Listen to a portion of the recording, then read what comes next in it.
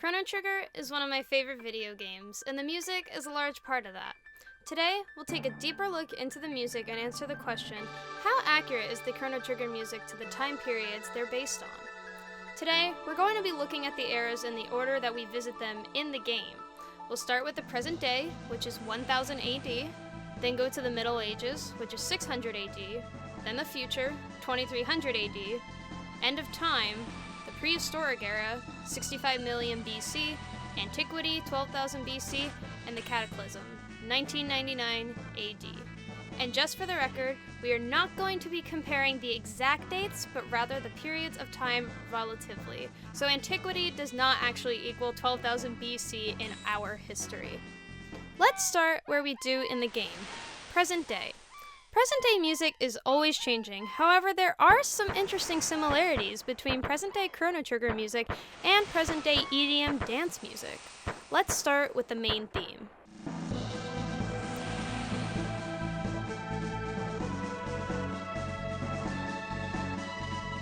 The progression is pretty straightforward, as well as the bass line and percussion. It's interesting when we get to the second theme how things change. We seem to have modulated, and we have this interesting arpeggio-like motion in the bass, far different than our repetitive syncopated bass line. But the moving bass keeps the momentum going. Another interesting observation is the lack of percussion.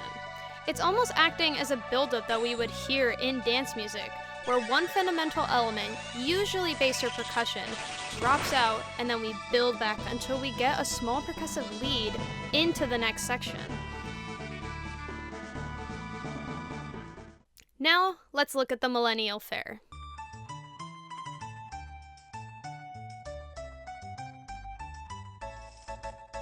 We have this very happy, lilting sounding theme as if it were from what we would deem a Renaissance fair. We have all these moving parts and these little chants from the people at the fair. However, in the B section, the percussion drops to a faint clap on beats 2 and 3, and then on beats 5 and 6. Everything low seems to disappear in terms of the bass. It's interesting how music emulates suspense using the same techniques of having an instrument disappear from the texture and then building back to our original texture. Now, let's look at the Middle Ages. The music of the Middle Ages in Chrono Trigger resembles the music of the pre-Renaissance era in history. A lot of the music such as Guardia Castle and Frog's theme are in 6/8, which resemble the rhythmic modes used in this historical period of music.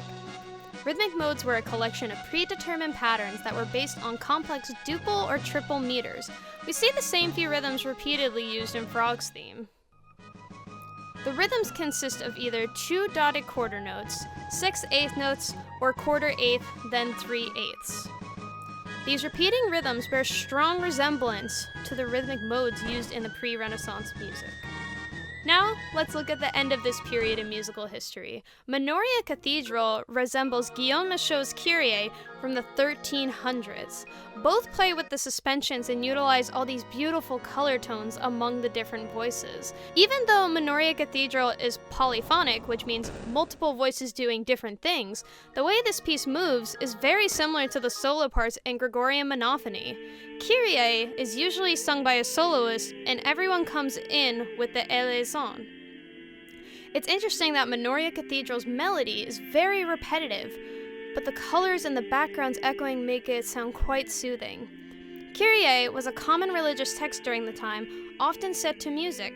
It's interesting to see how many variations or parts we have with a simple short melody and how it was played with.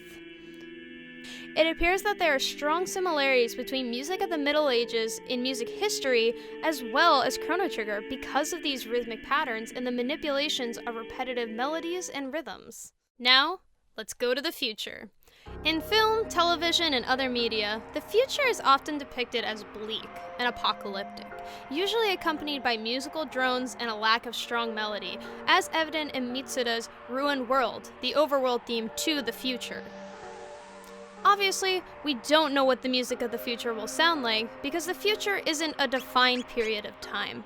However, in the 20 years that have passed since Chrono Trigger's release, composers have continued to develop music in ways far different than we have seen in past musical eras. Starting from Schoenberg, people really started to dislike this less tonal music. Many people judge contemporary music for all sorts of reasons, and a lot of the times it is because it does not fall in line with standard tonality. Let's take a look at people who lost the will to live.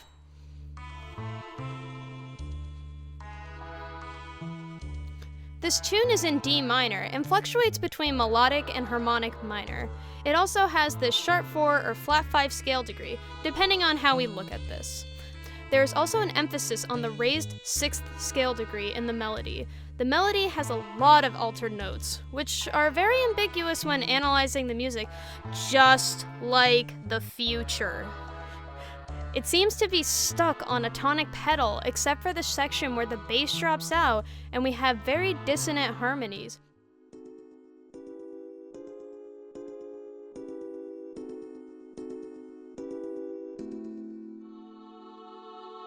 We have a few open consonant intervals, but mostly these are more dissonant intervals, which most find unpleasing.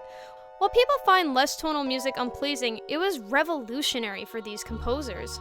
In fact, music throughout history has been used as an incredible weapon. Some of the greatest works were created out of rebellion because of the oppression or disapproval for what was happening historically. We see this with pieces like Rite of Spring by Stravinsky and Finlandia by Sibelius. And now, let's head to the end of time. We obviously don't know what music would occur, or if any would occur in that time, but in Chrono Trigger, the music here is very different than what we would expect. This music is some of the most structured we have analyzed so far. This piece is in a 3/4 waltz, and is fairly accurate to binary form. The waltz sounds whimsical, and even though the end of time is theoretically a place of nothingness, it acts as a transitory location as you travel to the different eras. It almost juxtaposes the calamity of traveling between the desolate future and the roaring prehistoric. It's interesting how a place without stability has some of the most structured, formulaic music. It loosely follows binary form because we start in the key of E minor. When we start this form in a minor key, we end up modulating to either a relative or parallel major. In this case, we don't modulate to the relative or parallel major. Instead, we move back and forth between E minor and E Dorian. We don't know the accuracy of this music to the time period, however, it is interesting to look at. And now, we move to the prehistoric era. Unfortunately, we cannot do too much analysis on this music and its accuracy to its time period. I consulted my music history professor, Victor Coelho, about this last semester. He specializes in early music history and told me that we cannot really gather any specifics about the music from that era. It is mostly speculation. There is a quote from a musicology paper by multiple authors, which I will link in the description. The quote is, "Efforts to interpret ancient and prehistoric sound-producing implements have thus far usually proven inconclusive or unconvincing, in part because of the difficulty of faithfully reconstructing scattered fragmentary remains." So unfortunately, we cannot look into how much the prehistoric era is accurate. It does replicate how we have deemed prehistoric music in the past, but it does not prove that it is actually accurate to the music of that time period. And lastly, my favorite era in all of Chrono Trigger, Antiquity. Who could forget the end of the world? There's only one song in this era, and it is specific to one year, while everything else is general time periods. Let's resume with Antiquity. When we look at the Renaissance music, it is heavily inspired by the music from Antiquity and inspired by the ancient Greeks. The Renaissance era was full of chansons, which are usually polyphonic works with lyrics that serve different purposes. Some people wrote chansons for religious purposes. However, they were usually non-sacred text with musical accompaniment and multiple voices. Let's look at Corridors of Time and Undersea Palace. Corridors of Time resembles chansons by Surmacy and Lassus. Lassus was a huge fan of text painting and did so with the words and the pitches and range. In Corridors of Time, even though there are no lyrics in the original official song, there is text painting. The motive in the beginning and the choir parts in the B section are in a very high range to text paint a kingdom in the sky. Surmacy's chansons have a clear melody supported by other voices. We see this in the B section of Corridors of Time. In Undersea Palace, much of the bass line is very low, text painting the depths of the ocean.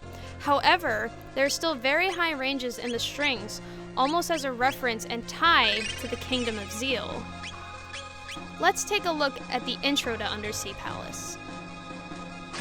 We have these high string chords while the bass is low, similar to the text painting described. The ostinato at the very beginning almost mimics sirens with the large interval jumps. When the melody comes in, it's in a high register, mimicking the sirens as well. It's almost to indicate the sense of urgency, serving as another form of text painting to signal that you must hurry. We hear this track later in one of the side quests, and I believe it's used for the same reason of the fast-paced ostinato line and the siren-like melody. The progression helps push the sense of urgency. We have two chords just going minor 1, major 4, minor 1. However, it's interesting we have modal borrowing from the major key, since we have a B-flat major 7 chord. Overall, there are strong resemblances to antiquity music in history and in Chrono Trigger, especially with ties to chansons and the concept of text painting. So does Chrono Trigger relate to the time periods they are based on? To some extent, I believe that's true. I don't know if this was Yasunori Mitsuda's intention, however, it's interesting that there are some parallels in most eras that support this theory. Thank you so much for watching, I hope you enjoyed. Bye bye!